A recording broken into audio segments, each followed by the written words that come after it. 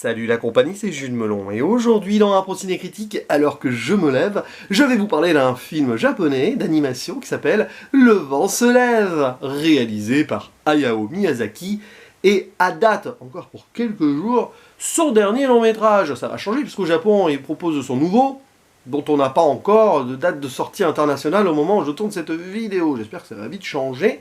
Et donc en 2013, il propose ce Kaze Tachinu, qui était censé être son ultime œuvre, puisqu'il voulait prendre sa retraite. Bon, il a voulu prendre sa retraite avant aussi, il a beaucoup changé d'avis dans sa carrière, Miyazaki, mais ce qui est certain, c'est qu'il voulait ici donner une sorte de chant du cygne, avec une œuvre plus personnelle et plus réaliste. Je vais y revenir, qui réunit au casting pour les voix originales déjà un certain Hideaki Anno, qui interprète le héros, Jiro Horikoshi, sur lequel je vais revenir. Alors c'est un choix très étonnant, puisque Monsieur Anno est un artiste créateur qui a bossé pour Miyazaki, mais qui a fait aussi la série Neon Genesis Evangelion, entre autres, et qui, ici, s'est retrouvé en tant que doubleur, un peu par hasard, prêtant sa voix assez discrète à un personnage qu'il est tout autant. C'est ce que voulait Miyazaki.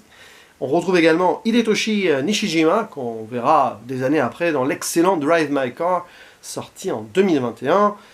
Il y a pour la VF, tiens, par exemple, Adeline Chetaï, qu'on a déjà entendu chez Miyazaki, et le regretté Patrick Béthune, qui fut entre autres la voix de Jack Bauer dans 24 heures chrono. Alors, Ce vent se lève, je l'avais vu, alors probablement 2015, 2014, 2015, je ne sais plus, pas au cinéma en tout cas, et il m'avait déçu. C'est le seul Miyazaki que je n'avais pas aimé. C'est quand même terrible, hein. Et donc un revisionnage s'imposait.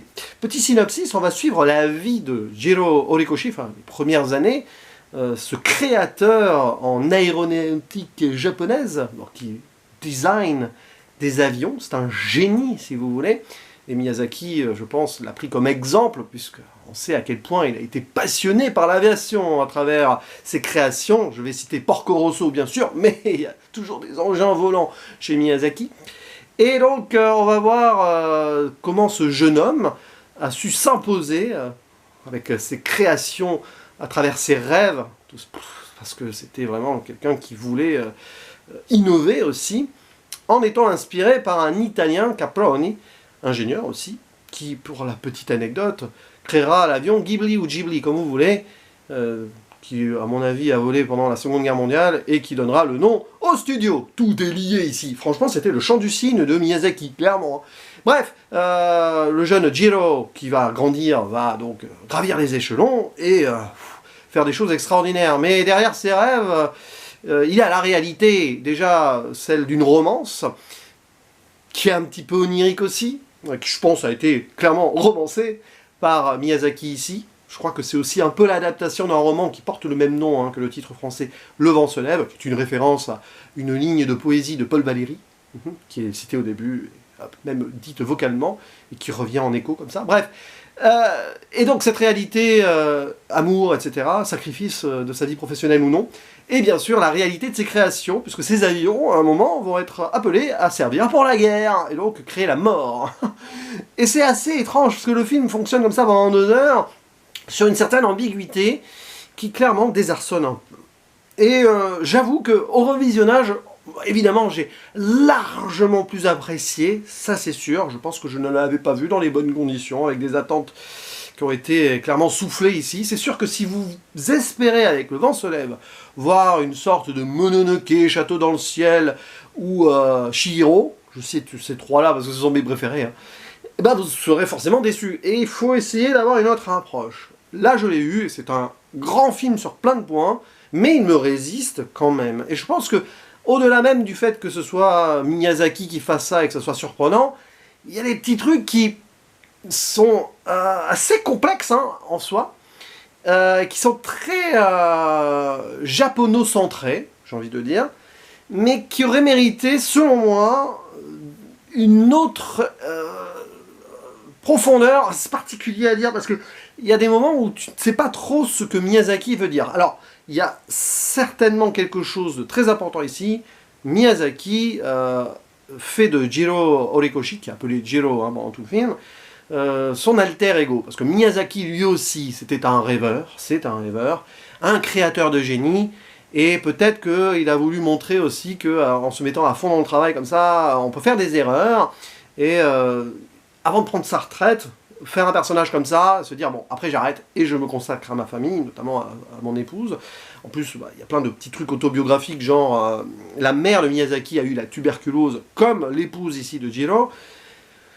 Forcément, il y a quelque chose, il y a une personnification ici, je pense qu'il parle beaucoup de lui, Miyazaki. Mais en même temps, il parle de ce Japon de l'époque, et il parle de ses rêves, de son obsession pour les avions. Il y a tout un truc là-dessus qui fait qu'à un moment, quand même, le personnage principal s'en rend compte, le film aussi, hein, mais ces rêves-là sont amenés à être destructeurs. Il y a pas mal de discours comme ça qui restent ambigus. Aussi, le côté rendre le Japon sa force, enfin, par rapport à l'Europe qui va plus vite, pour faire que le Japon soit vraiment rattrape son retard. Et on voit à quel point ça va amener le Japon à sa perte malgré lui, puisque à créer ces engins de guerre, après il y aura la guerre, où ils vont s'associer à l'Allemagne, et après on sait que bombe atomique, tout ça, ça détruit le Japon, même moralement, hein, pendant des décennies. Donc c'est terrible de voir ça. Est-ce qu'il questionne son pays là-dessus? Mais justement, il n'y a pas trop de... Il n'y a pas de dénonciation de cela, et pourtant il y a le message pacifique de Miyazaki quand même. À travers le personnage de Caproni, l'italien, hein, qui dit oui, ces avions ne doivent pas être faits pour la guerre et tout, ni pour le profit, ce sont des rêves pour les gens, les voir voler. Un petit peu de naïveté comme ça, mais cette naïveté va voler en éclats, et pourtant Jiro va continuer à faire ça. Alors, au début il se rêve pilote, il peut pas, parce qu'il porte des lunettes et il voit pas bien, mais très vite, donc, il va continuer à construire, et il va être au bout dans cette obsession-là, et tu as l'impression que parfois il se rend pas compte. Donc déjà que la réalité, que la guerre menace, on est entre les deux guerres, il a vécu quand même en 1918 au début du film, la fin de la Première Guerre mondiale, il était conscient de cela, avec un rêve qui est très annonciateur. Le premier rêve du film, parce qu'il y a beaucoup de rêves dans le film, montre, hein, avec les bombes et tout, ce qui est le destin de Jiro. Donc il y a ça, mais il continue, parce que c'est ce qu'il sait faire et c'est ce qu'il veut faire. Hein. C'est un peu comme Miyazaki, il continue, même s'il aurait dû arrêter plusieurs fois pour faire autre chose, pour se poser, pour être avec sa famille. Il continue, sauf que lui, ses créations ne vont pas mener à la guerre. On va avoir la guerre commerciale si vous voulez, mais là je pense qu'on va trop loin. Et donc il en oublie aussi cet amour qui est pourtant très magnifique et qui est lié au vent, parce que le vent qui porte les avions, oui, mais le vent qui se lève aussi, le film porte ce nom, enfin du moins en VF, je sais pas si c'est le titre vraiment exact en VO, mais bon. Le vent qui enlève un chapeau, qui fait qu'il va être rattrapé, qui va mettre la rencontre possible, qui va rendre la rencontre possible entre Naoko et Jiro, qui vont se marier après, puis après il y a ce parapluie, ce parasol plutôt. Bon, tout ça hein, est lié, l'avion en papier porté par le vent, magnifique, beaucoup de moments oniriques et poétiques qui sont très beaux sur l'illustration visuelle et l'animation, vraiment magnifique. Là-dessus, il n'y a rien à dire. Mais justement, le film, il est un peu entre cette réalité et ce rêve, et il est toujours entre les deux, il est un peu frustrant là-dessus, même si c'est le message. C'est un message assez dur hein, que Miyazaki porte avec ce film. Il y a une vraie tragédie qui se joue avec ce couple, la maladie de l'épouse, et questionnement aussi sur la place de la femme japonaise. C'est du anti-Miyazaki là-dessus, parce que la plupart des œuvres de Miyazaki, c'est une héroïne qui est forte, indépendante, qui veut s'émanciper de certaines choses. Ici, l'héroïne du film, qui ne l'est pas, parce que c'est le sidekick, si vous voulez, du héros, va être en mode sacrifice et dévouée à son mari, quitte à en mourir vraiment, alors que lui continue à créer. Sort même du sanatorium à un moment où elle est soignée pour aller l'épauler dans sa dernière création ultime.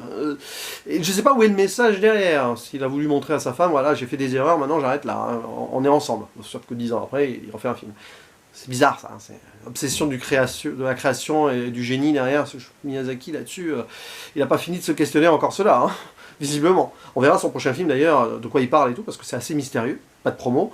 Ça sera passionnant, je pense. Donc c'est... Voilà.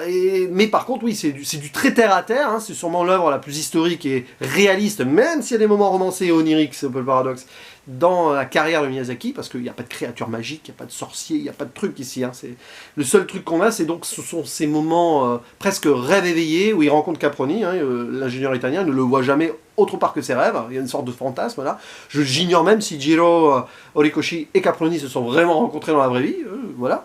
Et tout ça, ces questionnements-là, rêve proleptique d'un avenir sombre ou pas. Il y a aussi ce discours sur le Japon des années 20-30, que ce soit donc dans l'industrialisation, l'envie de rattraper son retard, mais le côté traditionnel qui est toujours là, hein. L'ambiguïté elle est aussi dans ce Japon-là, donc je pense que c'est un film d'ambiguïté de toute façon et de dualité. ce qui s'est passé avec ce tremblement de terre et l'incendie de Tokyo, 1923, qui fête ses 100 ans, c'est un très mauvais anniversaire, mais c'est un fait. Et c'est ça, donc c'est un film comme ça, qui est vraiment entre deux eaux tout le temps, mais c'est beau, ça c'est sûr, et on sent aussi le testament de Miyazaki. C'est presque dommage, vraiment, que ce ne soit pas son dernier film, même si, je l'avoue, c'est peut-être celui que j'aime le moins, mais c'est peut-être celui qui est le plus passionnant sur comment comprendre un génie comme Miyazaki. Et je rajouterai un dernier truc, bon, la compo de Joe Hisaishi, toujours très bien, un thème qui revient, qui est génial, bon, c'est pas sa meilleure partition globale, mais c'est super. Et les bruitages, ça m'avait fasciné, alors c'était vraiment le truc que j'avais retenu positivement du premier visionnage, c'est les bruitages à la bouche pour les avions et tout, même pour le grondement de la terre sur le tremblement de terre, pour montrer justement que l'homme qui bruite, bon bah oui, mais le danger humain est là, mais même dans la terre, la nature aussi peut amener un danger, ça c'est le bruitage de bouche qui amène le danger peut-être. Je ne sais pas, mais en tout cas c'est un effet qui fonctionne. C'est assez étonnant hein, au début, ouais c'est bizarre, mais je trouve que c'est une belle innovation, mais tout en revenant à des bases très organiques. Bah, là aussi on est dans cette dualité que le film présente de toute façon. Donc il y a une vraie cohérence, et en soi c'est une œuvre qui se tient super bien, et d'une maturité exceptionnelle. Mais je sais pas, ça ne m'emporte pas ultimement, peut-être parce que je suis pas passionné par les avions, tout cela, et que s'il fallait creuser un peu plus sur les horreurs de la guerre autour, ça n'a pas été fait ici, mais c'était pas le propos, quoi. Bref, n'hésitez pas à dire en commentaire ce que vous pensez de ce film, assez compliqué, mais qui est passionnant. Je pense qu'un troisième visionnage sera encore intense à ce niveau-là, et on en discute, on en débat. Je pense qu'on peut vraiment pas mal balancer quelques joutes au verbal à ce sujet, parce que je sais que beaucoup l'adorent. Allez, je vous dis à la prochaine, ciao.